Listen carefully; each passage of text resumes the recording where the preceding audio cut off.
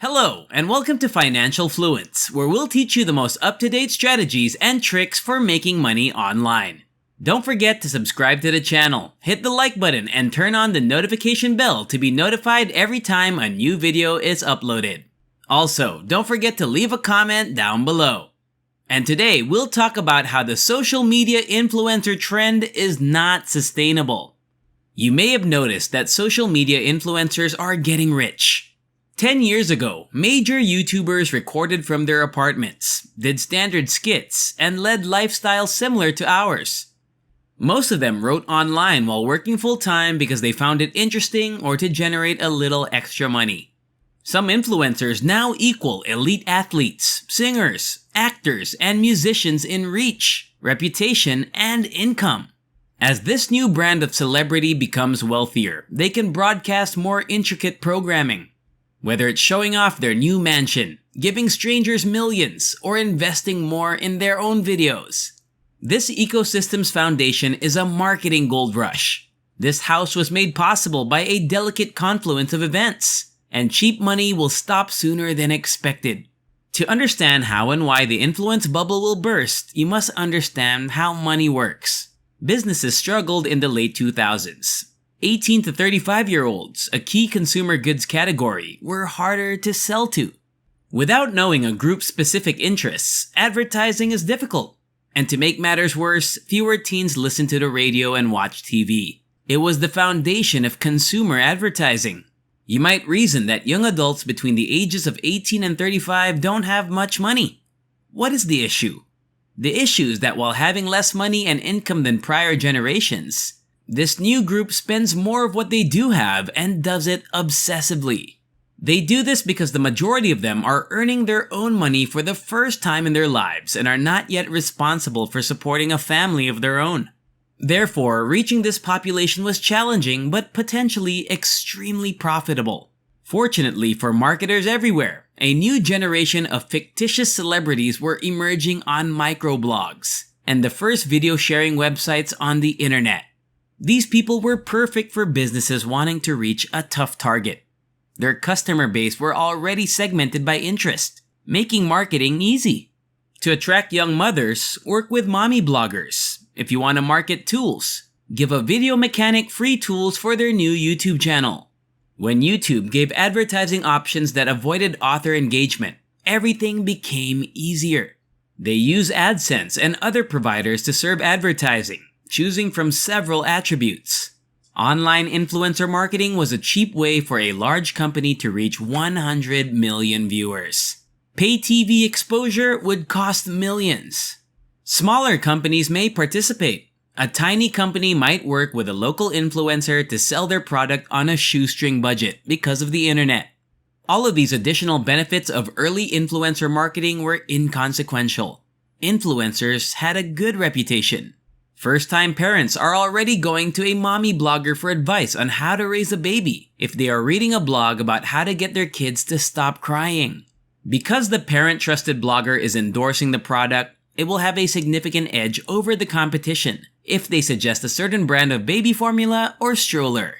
All influencers in any other particular niche can be trusted in the same way.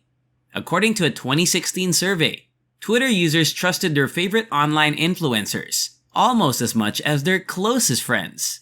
On a platform that isn't a sewer of people's brain farts, one would only logically assume that the degree of trust would be higher. Influencer marketing appears to be a dream for businesses. It is inexpensive, it works, and it can be customized to target particular populations.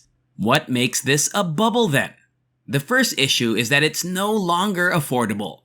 There were increased competition for influencers at all levels as more businesses flocked to take advantage of the opportunities that influencer marketing offered. Some YouTubers now demand over $500,000 for the insertion of an advertisement on a single video. For a comparable number of views, that is still only marginally more affordable than commercial television. Small, agile companies that were prepared to take a chance on a novel kind of advertising at the beginning dominated influencer marketing. Today, the market is dominated by big corporations and enterprises with unlimited funding. Because their investors are primarily interested in business growth, Some companies with sufficient investment backing don't even care if they spend more on advertising than they make in revenue. Consider the brands that support your favorite online influencers. The majority of them are startup businesses with significant investment backing. They invest so much money in it because it has the potential to establish enormous firms almost immediately. But it may also be very risky. Direct-to-consumer enterprises are starting to see a decline in investor interest. A fantastic film on these companies was produced by the channel Contemporary MBA. These companies won't be around to pay millions of dollars each month to online influencers if they are unable to raise the necessary funds through fundraising. For the time being, it's difficult to predict if or when this will occur. But with rising interest rates and a number of high-profile business failures on investors' minds, easy money may no longer be accessible for the companies that have been supporting the influencer bubble. Compared to the broader issue that these online celebrities are currently experiencing, the cost of influencer marketing is negligible. People no longer trust them, which should have been evident from the beginning. But many influencers do not even care about or understand the products they are endorsing. Businesses who can afford their charges will receive their recommendation. Several controversies have erupted involving influencers who were caught promoting failed music festivals, advertising to children, and pumping and dumping cryptocurrency schemes. Young people are intelligent, and they are capable of recognizing when an influencer is just stating something to get paid, without actually believing what they are pushing. Influencers who appeal to young children can take advantage of their audience's gullibility for a little while longer. However, audiences this young would require parental assistance and would be more difficult to trick. In a gloriously ironic twist, the fame and money that top influencers have gained over the course of their careers are now undermining the respect that they once enjoyed from their audience. In their modest flat 10 years ago, a top influencer might have felt comfortable discussing a product with a classmate or even a friend. David Dobrik now just seems like a celebrity sponsor while dancing about his mansion in Los Angeles and chatting about being a marine nerd. People like this find it difficult to sincerely endorse goods, since they are so well off and well known that they no longer require them. Do you believe David should purchase his concert tickets from a secondary market? Do you suppose he will be invited to these events before they even go on sale? Or is there another possibility? Some of the more savvy influencers will work very hard to project an image of a normal life. Maybe because they dislike an extravagant display of material prosperity, or because they are aware that doing so will help them connect with their audience more effectively. The public's interest in influencer marketing quickly declined as a result of the obvious difference between an online friend and an online celebrity, which was only accelerated during the early lockdowns of this shit show and the offensive messaging of being #in this together. Businesses and consumers now distrust influencers. A company's reputation becomes inextricably linked to its product's influencer. If a brand wants to position itself as a fun-loving product for young people, partnering with fun-loving young influencers can be beneficial. Online influencers are riskier than traditional celebrities because things can go wrong. Traditional celebrities only appear in carefully selected circumstances, where their handlers monitor their behavior. Even if they do, the offensive statement will probably be edited out.